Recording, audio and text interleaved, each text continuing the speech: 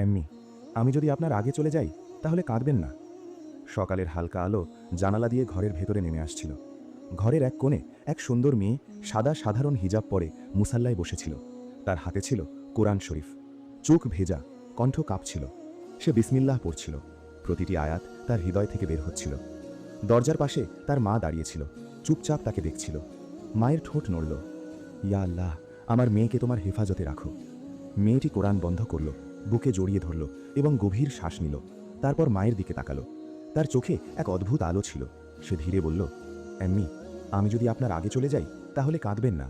মা ঘাবড়ে গেল। এমন কথা বলছো কেন মা? মেয়েটি হালকা হাসি দিয়ে বলল, আজ আমার হৃদয় খুব শান্ত। এতটুকু বলতেই তার হাত কাঁপতে লাগলো। কোরআন যেন মাটিতে না পড়ে তাই সে শক্ত করে আঁকড়ে ধরল। তারপর হঠাৎ তার শরীর ঢিলে হয়ে গেল এবং সে মুসাল্লার উপর লুটিয়ে পড়ল। মা তাকে তুলে বুকে জড়িয়ে ধরল, তার মুখে হাত বুলালো। চোখ খুলো,